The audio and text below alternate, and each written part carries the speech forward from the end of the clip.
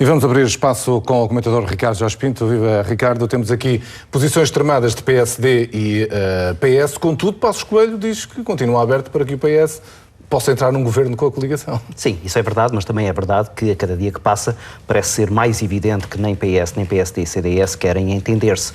Se o quisessem fazer, certamente que não teriam também o género de declarações que têm feito, não haveria um texto com o teor daquele que hoje foi enviado ao Partido Socialista e do lado do Partido Socialista não haveria uma tão grande simpatia à saída dos encontros com os partidos à esquerda e uma posição tão blindada relativamente às exigências que está a fazer ao PSD e CDS. Isto será cinismo? É uma armadilha quando Pedro Passos Coelho, enfim, manda uma carta com acusações e ao mesmo tempo digam lá se querem entrar no governo ou não, não é? Se não recordarmos, parece contraditório, não é? Se não recordarmos, cerca de 2 meses antes das eleições, numa entrevista ao Jornal Sol, Pedro Passos Coelho dizia que o entendimento com o Partido Socialista era até antinatura, que as divergências eram tão grandes que dificilmente seriam sanadas.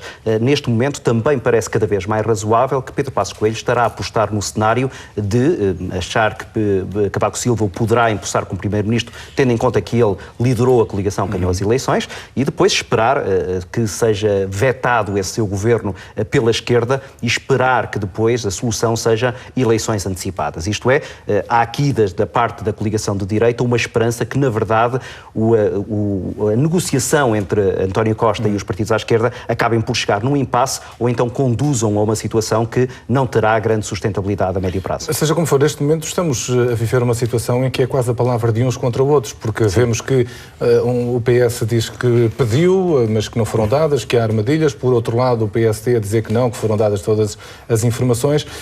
Que tipo de confronto é este? É tentar ganhar credibilidade perante a opinião pública? Não, isto é uma conversa de surdos e mudos. Ninguém está a falar, na verdade, no mesmo tom, ninguém está a falar a mesma linguagem e, sobretudo, não estão a pôr em cima da mesa todas as cartas. Do lado da coligação, há, evidentemente, como eu dizia há pouco, sobretudo uma aposta num cenário de tentativa de esboroar aquilo que é, neste momento, um clima que dificilmente conduzirá a um governo estável. Do lado do Partido Socialista, António Costa está numa situação particularmente delicada. Se eventualmente se coliga com CDS e PSD, terá toda a esquerda a dizer que perdeu uma oportunidade dourada. Pelo contrário, se coliga à esquerda, vai ser refém dessa mesma esquerda, na medida em que, para agora, as declarações que ouvimos, quer dos comunistas, quer dos bloquistas, é de total abertura a toda e qualquer solução que António Costa apresente, mas é evidente que, mais tarde ou mais cedo, eles irão cobrar este apoio que estão a dar e António Costa, nessa altura, e se for Primeiro-Ministro, ficará refém dessas mesmas exigências que serão apresentadas.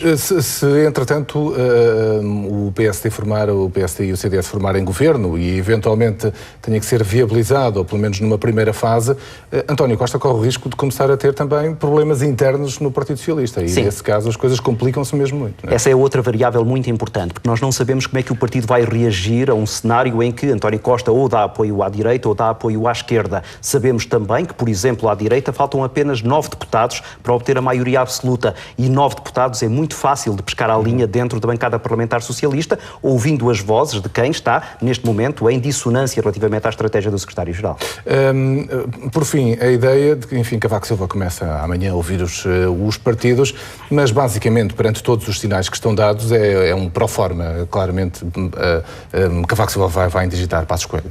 Esse é o cenário mais provável, tendo em conta aquilo que é a posição institucionalista que nós conhecemos dele. Agora, é preciso também atentarmos às palavras que ele disse logo no dia 5 de outubro, logo a seguir às eleições, em que Cavaco Silva dizia que quer dar posse a um governo que tenha estabilidade. Ora, aquilo que certamente todos os partidos, à exceção de CDS e PSD, lhe vão dizer é que no momento em que for votado o programa de governo de Pedro Passos Coelho, ele será rejeitado. E aí, das duas uma, ou Cavaco Silva volta atrás nessa sua posição, ou então terá que passar já para o plano B, e o plano B é considerar que António Costa, se isso vier a acontecer, tem condições para ter essa tal estabilidade. Mas assim, muito rapidamente, acreditas que perante todos os sinais, e conhecendo Cavaco Silva como conhecemos, que dará posse a um governo de esquerda? Não, acho que Cavaco Silva pragmaticamente dará posse a Pedro Passos Coelho e esperará que os partidos com assento parlamentar que se opõem a este mesmo programa o derrubem. E esse, neste momento, parece-me também é o melhor cenário para Pedro Passos Coelho. Muito bem, Ricardo, obrigado. Boa noite.